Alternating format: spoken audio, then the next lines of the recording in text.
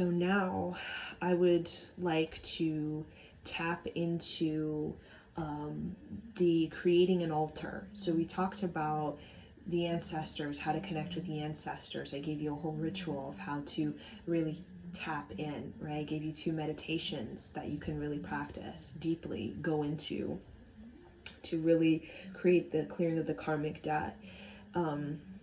And even I can feel these ancestors. I can just feel a lighter energy, right? I'm using this light language, this light activation through the mantra, as well as through, again, they're both mantras basically, right? They're prayers, to really set free, right? I'm focusing on inner freedom through those prayers and activations.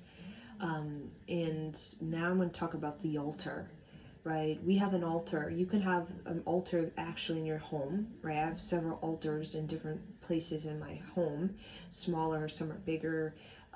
And your altar, you also have an altar that's in your aura, your mind space, right? You have an altar.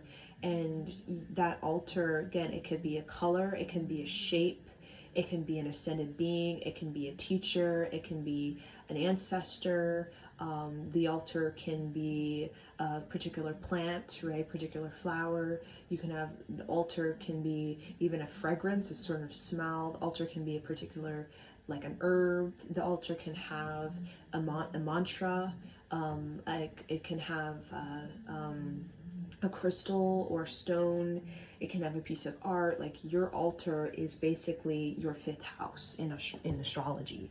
Your altar is your 5th house. It's the place of creative pursuit. It's the place of creative life force, right? So when I connect with my altar, I've connected to my inner altar, the altar of my aura, the altar of my household mandala.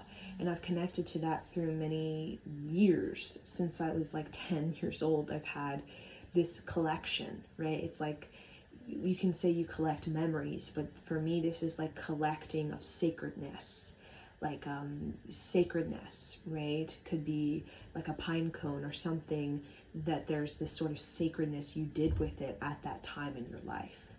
So let's say, I was 12 years old and I found this giant acorn and I sort of started dancing with it, or I buried it and I put a little note with it, right? It said, like a wish fulfillment.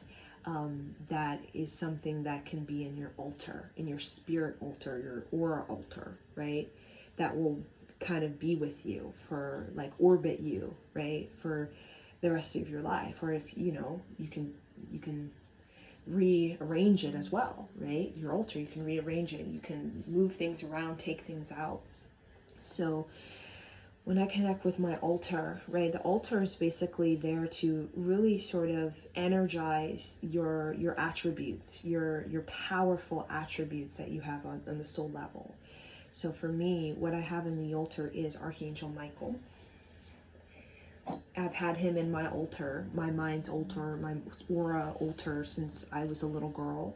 And with him, I have this sort of, in this altar, I have this, like this sword of truth. That's also something I have in my altar.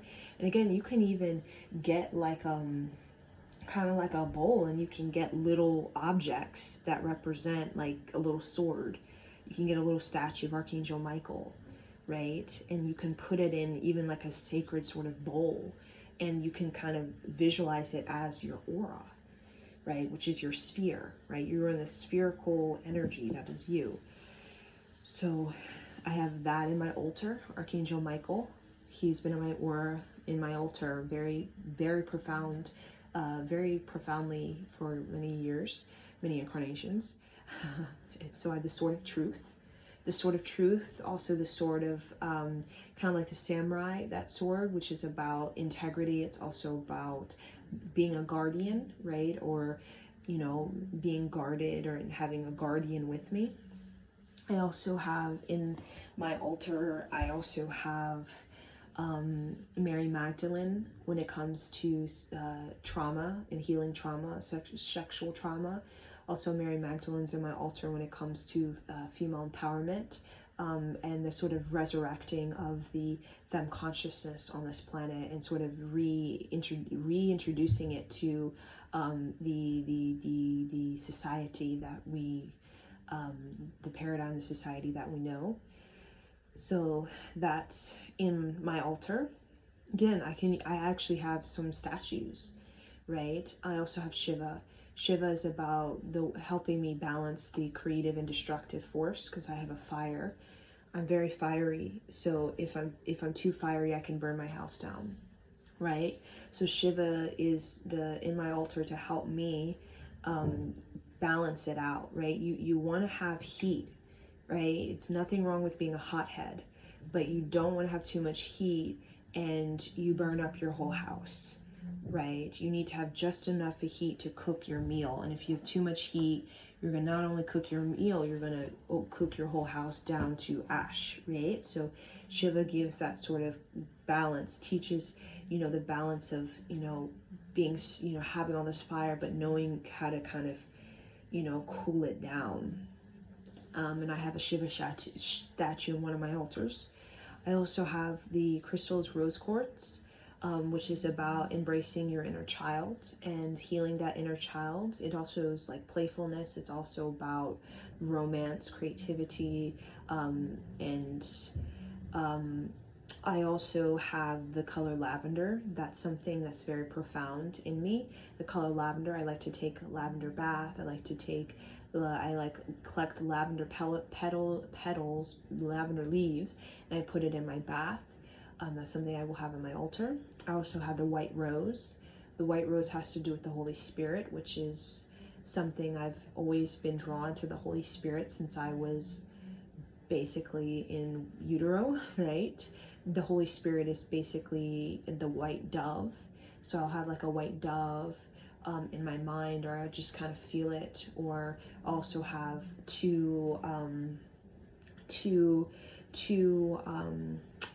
I'll have two, what are these birds called? Swans. I'll have two swans in my altar, which represents union, your twin flame, divine, sacred divine masculine, sacred divine feminine, merging, right, with the highest love, divine love, unconditional love. I also have in my altar ocean, like shells, because I am a very much healed by the ocean. The emotions are so healed by the ocean. So again, I will have so many things on my altar, right? So many different symbols, so many different little tokens, so many different colors and shapes, right? And I'll have the mandala of for example, a geometric sort of depiction of the planet Mercury, because I have a strong Gemini mind. So that is about teaching me how to work with the mind, right? That Mercury mind, right? It's about being a master of your own mind. That's something I have in my altar through a geometric shape of Mercury. Also, I have a mantra, right? I'll have a mantra, a sacred mantra, right? That I'll have in my altar as well. That will be like, for some people it's Waheguru. For me, I have that Karuna is something that stays with me, consistently kind of stays with me, or Apsayehoa. And you can have, I also have the color red for fierceness, for being grounded. I'll also have, I'll have tree, I'll have earth element. I'll have earth element all over my altar. Like I love like skin of bark, right? I love skin of bark, putting in the altar everywhere, skin of bark. I like it. I would have wood everywhere if I could. I love wood, right? And that's about being grounded. That's being, connected to the earth, right? So you can make and build and manifest, right? Again, these are all things that you can gather in your own altar just through paying attention, right? I gathered most of this stuff through my adventures in nature. Through, you spend time in nature, which in the ancient time, not so ancient times, but that's where we're meant to be. That's where we really start to tap into, our gifts and who we are, right? And that's where we really start to tap into the ancestors and the altar, because we all have an altar. We all have an altar that is uniquely us. That's made of ancestors, made of colors and mandalas, and made of archangels, made of animal sort of totems, right? Made of particular plants And all of it really showcases how multidimensional we are, right? Even a fragrance, there's the fragrance of fragrance of clover. That is something that is in my altar as well, the clover. So now I'm going to connect with, I'm going to ask the ancestors what, how can you best help your altar, right? I'm going to pull a card, right? Because I feel guided to. What is in your altar, right? I'll ask what's in your altar. Ancestors, the highest vibration of love. What is in the altar of those who are watching this? What is in the altar? It's also getting a glimpse into, again, your purpose, right? Your life lesson, your past lives, your Akashic record. Everything I've mentioned in my altar, again, there's even more, right? I have the white flame. I have a white candle in my altar, right? I have the deep blue, like gas stove blue, royal blue in my altar, right? I have silk. I have deep, like indigo silk in my altar, which represents wisdom, right? And I also have the triangle shape, which represents the Merkaba, right? The Cabal. Could even lifetimes of study in the Cabal and esoterics, and the selenite, as well as the purification that's in the altar. So you can just journal. You can just share this. You can even create your own video, right, of what's in your altar, and what comes through when you channel will be you'll be mesmerized. Even other people, you can channel what's in other people's altars, and you'll be mesmerized by the colors, shapes, leaves, or plants, animals that you find. For me, I have the horse in my altar, which is about stamina and about leadership, right, and also emotionality. I also have the Hawaiian goddess energy, the Hawaiian goddess, in the altar as well. So let's see what's in your altar. For some of you guys, wow, let's see, the altar, you have Mary Magdalene. So a lot of you have a white candle in your altar, right? Or you also have this color pink. You can, get a cloth this color pink in your altar, right? This soft pink energy, Mary Magdalene. Love yourself, others, in every situation, no matter what the outward appearance may be. So you also have lavender. You see lavender in the back, right, in your altar. So this is unconditional love. So unconditional love is in your altar, right? Again, and that's going to help you. It's about you helping yourself, right? Putting that around you is like putting a skill or talent in your aura that will just work for you. You don't even need to do anything. It'll just work for you. Wouldn't you love it to have just Mary Magdalene work for you, right? Because she will, right? That's kind of that's what infinity is. And then Ishtar, boundaries. Love yourself enough to say no to others' demands on your time and energy. So Ishtar, you have this kind of warrior in the altar, right? You may even have this Ishtar in your altar, right? This is an Egyptian sort of goddess. This is like you may even have something Egyptian in your altar, right? You may even have an Egyptian ancestor, right? And this is about boundaries. So you may even want to put something in your altar that is symbolic for boundaries. Like you could put like a little fence in your altar that represents boundaries.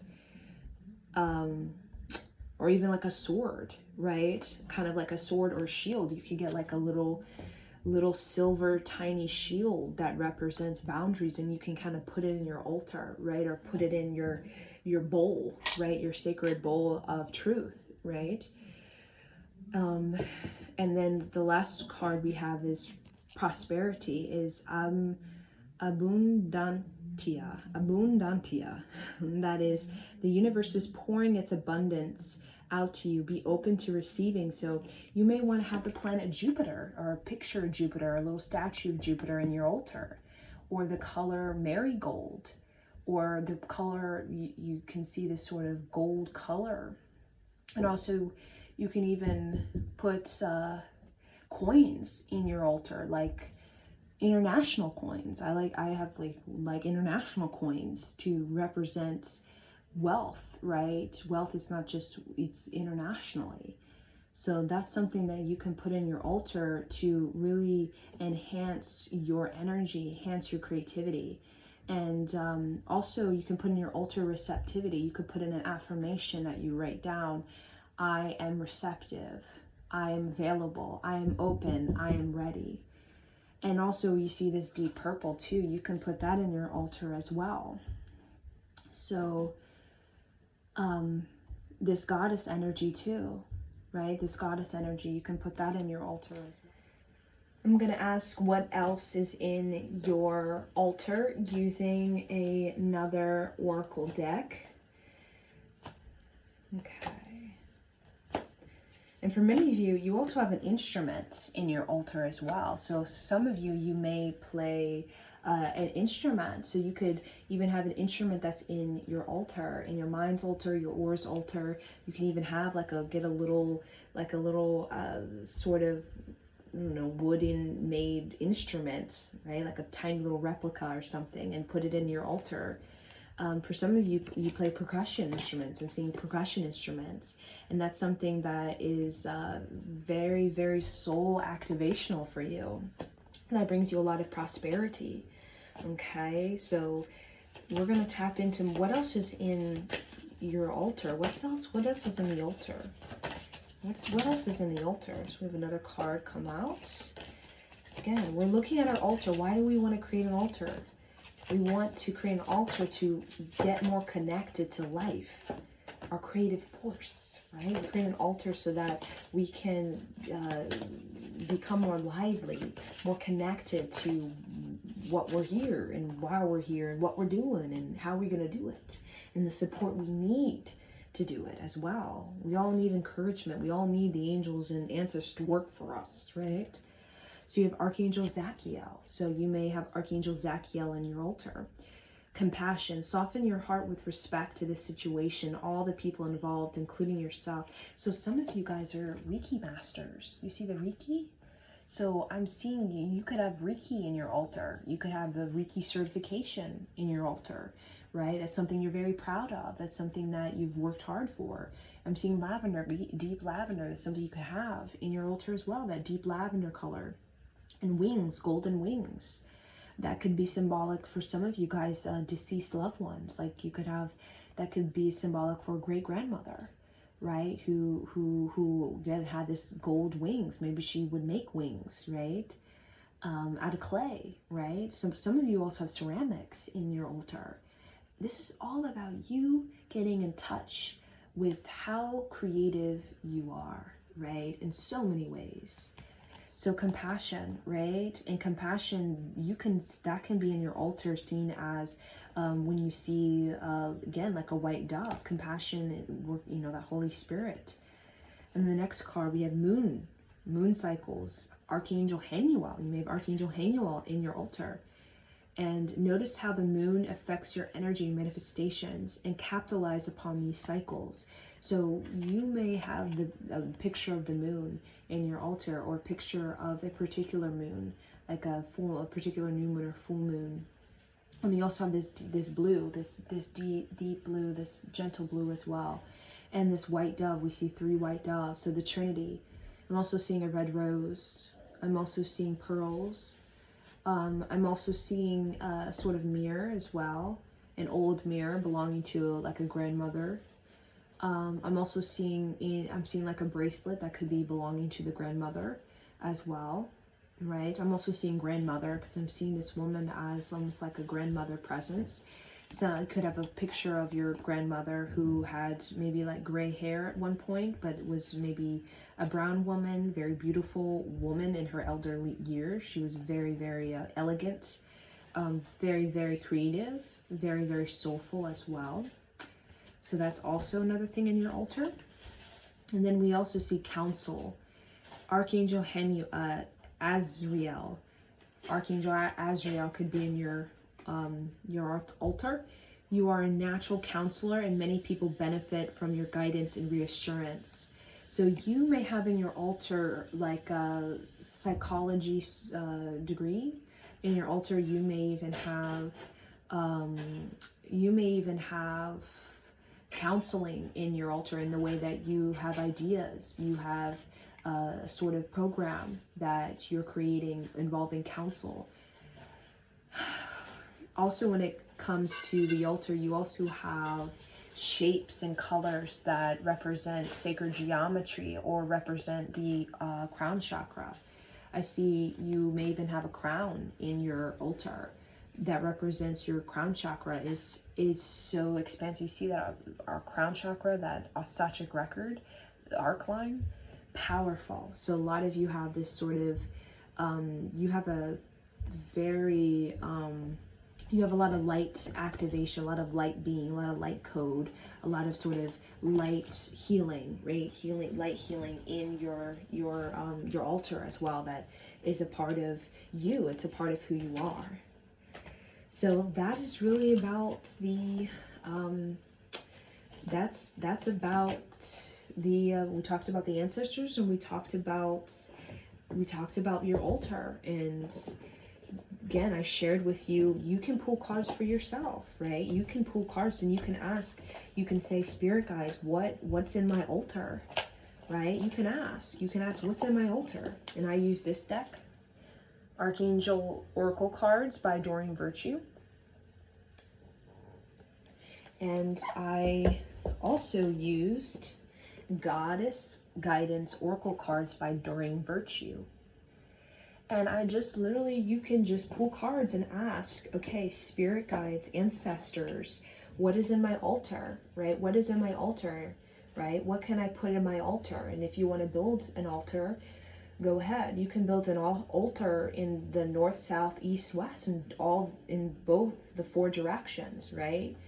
And having an altar in the four directions of you is basically, you are blessing this planet. You're blessing the many facets of you, the totality of you, right? And in each altar, north, south, east, west, you'll have different, right? You'll have a section of spirituality, your abundance or prosperity or money or career stability. You have one for your family. You'll have one, your family, ancestors, children, self-love, and then you'll have one for total creativity, which is life purpose, ambition, drive, education, right? Right? So I recommend you getting to know the altar of you, getting to know what these are, the four altars: north, south, east, west. You have the altar of your heart, right? You have the altar of the heart, which is the family, and that's the ancestors, that's your inner child, that could be your children, that could be self-love, that could be the moon, right? The moon sort of intentions that you have with different moons, new moons, full moons. It could also be about books. It could be everything that has to do with matter of the heart, love, right? Self-discovery, self-psychology. And then you have the what is out in the world. You have an altar, right? That's you in the world. That's about, you and your education and your career, right? And your life purpose, what you're doing and asserting, and you, right? Getting things done, making things happen for yourself. And then you have an altar of prosperity. That's your lineage. That's where you come from. That's behind you, your lineage. You have an altar of your lineage. It's prosperity. That's wealth. That's knowledge. It's higher education. That's your spirit guides, these archangels that are with you, right? And then you have what is in front of you, which is the altar of your creativity. And that has to do with your adventure. That has to do with your gifts, your talents. That has to do with your individuality, your uniqueness. It has to do with you being dynamic and explosive and expansive, right? So get to know these four directions. So you can think to the right or the left of you is the matter of the heart altar. Again, your inner child. It could be children, parents, ancestors, intentions, the moon. It could be flowers. It could be plants, animals, right? That's the heart. That's the left. The right of you is your career, you out in the world, you making things happen, like your plan, your strategy, your goal, you have it written down, right? Your education, your degrees, your what you're doing, right? What you're gonna do, right? What is your organization? What's your plan, right? You're making things happen, right? What are you gonna make happen, right? And then behind of you, think of the lineage, right? That's prosperity, that's wealth, that is that's these sort of archangels, the spirit guides that are with you, right?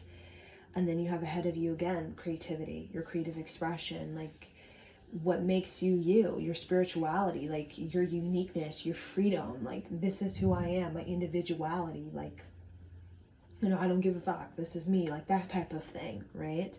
And you go ahead and do that. And again, you can use these decks that I used to connect with, okay, the matters of the heart, white candle, right? It's all about you connecting with the esoterics of you, right? And this is a part of the Isis lineage, the Isis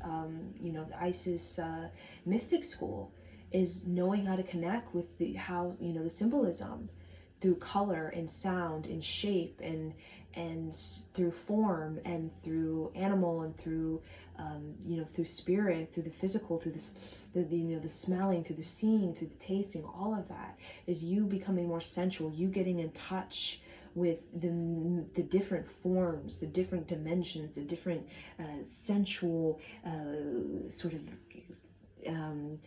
captivation you can have. And that will help you to really come more into your soul embodiment, which is what Resonance Ritual is about. So, and the more grounded you are in that root chakra, meaning the more grounded in that sort of life, meaning you're living a life that is connected, right? Not just, fantasizing and then you look around, your life has nothing to do with that, right? When you get more grounded in it, it becomes an actual routine, it becomes a lifestyle. That's when you're really going to start to feel more belonging. Like, I belong, I'm here, look at me, roar, right? I have my power, right? And a lot of people, they're up in fantasy land, or they feel completely delusioned because they're not even trying to put it in their physical life. They're not even making it a routine or a lifestyle. They're not even trying to make money off of it.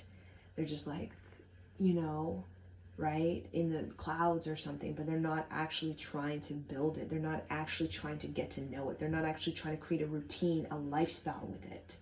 And that's where the disconnect comes. And that's why a lot of people feel like, why is it not manifesting? It's because you're not getting into routine and a lifestyle within you.